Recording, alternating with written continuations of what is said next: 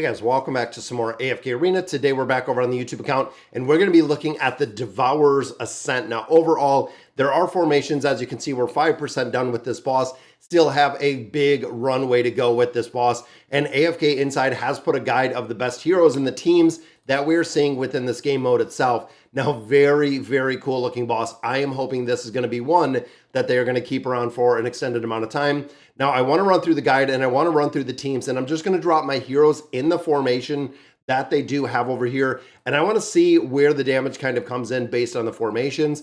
So this is using Zora. Now, this, of course, doesn't have a lot of team comps that does use this hero specifically, but overall, this is the comp that it is running, and there is additionally one more dropping Nox in here. And I'm kind of curious on where the damage is going to come. And the last one is the Awakened version of Leica. They do offer some substitutions in here, a couple different things. And within here, they are also running the Winged Lion as team one.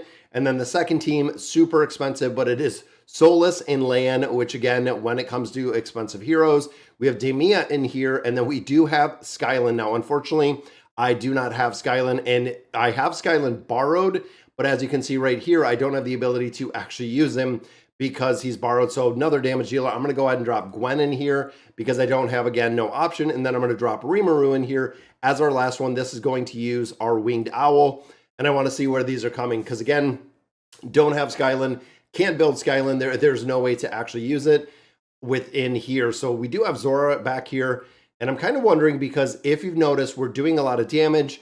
And overall, you can see this little red bar, and it takes a little while. Once we get this damage counter kind of down a little bit, then the damage starts amping up. Now, thinking of in this formation specifically, I want to see where Zora does come in for the damage-wise, because again, brand new hero, not familiar. I don't have the furniture on her. Now, we do have the signature item. We do have the engraving, but I do not have the furniture on her. And you can see it's a pretty cool fight overall when it comes to the ability of the Awakened version of Leica. I feel like Leica in this battle is going to really, really shine. I mean, we have a lot of buffing in here. And also remember, Adrian and Elise does have a plus 40 signature item, which makes a really big difference with the damage that this team is putting out in the entirety.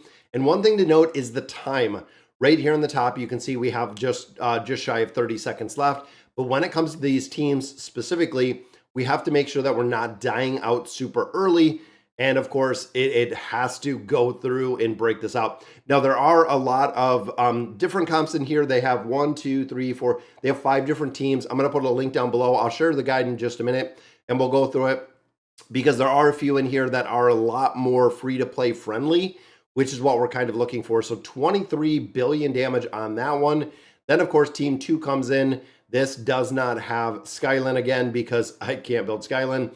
But we do have the Awakened version of Solus. Now, that is a really, really strong hero because she has the ability with the ultimate to keep everybody up for the entirety of the battle. And it looks like Rimuru's ult is trying to kind of show what it is, but we're not seeing it overall with his ult that we're seeing in here. And I don't know, again, exactly where the damage is going to come in on this one, but Skylin might be one that we definitely need. Now, some of the ult formations in here that they were kind of running through, some of them don't use Skylin, so they actually use Rendell instead of Skylin. Here, I used Gwen because I know I have Gwen built out very, very high. Might make a big difference overall with the damage that we're putting out within this boss. Now, of course, this is a boss that is based on server damage, so we'll look at the leaderboard in just a minute because the rewards are based on server damage, and then I believe all of the servers are contributing to the kill. Now, of course, we've seen global bosses like this before, which was really cool, which there was Rimuru's ult for just a second. Everybody goes to full because, of course, the Awakened version of Solus ults, but it looks like the damage on this one going to be quite a bit lower. I thought maybe Gwen would put out a decent amount of damage, but it might be Randy that is going to be doing that. And, of course, they're all being pulled right into this this black hole looking thing right here in the back. So I think we're going to get maybe about 16.5, maybe a little bit higher. 3, 2, 1. Boom, there we go. So let's see where we placed in here. So overall, your current rank is 2, reach 56 billion to hit rank 1. Let's continue and see kind of where we're at so far in here. The rewards, you can see leaderboard, legendary, skybound crest, And then we do have current rank, keep your current rank to receive rewards in 9 hours. So this is gonna have a lot of rewards that are coming in. Now, leaderboard wise, you can see we're right behind Lith. And Lith, of course, what are we using here? So it is using Randy. So right there is Randy, and you'll also notice that we do have a couple variation with heroes in here. I'm wondering exactly where we're going to come out, but overall, you can see a lot of people, and there's a lot of people from our server. Right here, I'm a pioneer. I like it. So all server totals, look at Chan, guys. Wow, that is some really, really crazy numbers. And then, of course, you can see just looking at all servers to go ahead and take out this boss. Well, we are at 5.37%. So let me hop over, let me pull up this guide. We'll take a look at it and see exactly the teams that they have here for the Astral Devourer. This, of course, from AFK Inside Nubular Spire 1. As you can see, this is the team that I was actually running right here. I do not have Skyland. So Skyland, unfortunately, didn't have the ability to be in there. But I feel like Zora, I'm going to have to go back and kind of look at the data and look at the analytics, because I think the 9 of 9 furniture on her is going to make a big difference. And of course, right now, we're not doing that plus 40 signature item. I don't have the mats. Same as Skyland. We don't have the mats. Still trying to build land.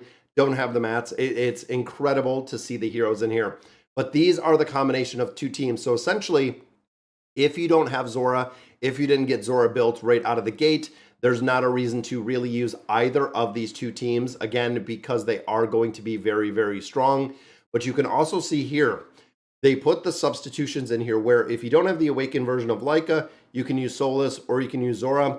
And the same if you don't have Lavatoon, you can use Nox. Some of the newer players building out Lavatoon before Nox or Nox before Lavatoon, or vice versa. Now, looking at some of these, kind of a lot more free to play or friendly, because even when we think here, we have Liberta, we have the Awakened version of Athalia, and then we do have Shmira. Those are 3 heroes, and of course, Lavatoon and Damia and Aurelia. They are the absolute top tier heroes to build within AFK Arena. Even looking at Randy and then looking at the Awakened version of Leica, very, very important heroes to build within AFK Arena. Then we get down here and you can see this is even a lot more friendly, dropping out a lot of the Awakened heroes. It does have Solus in here, but again, if you have one of these substitutions, can absolutely use them. And then there is Leica in here.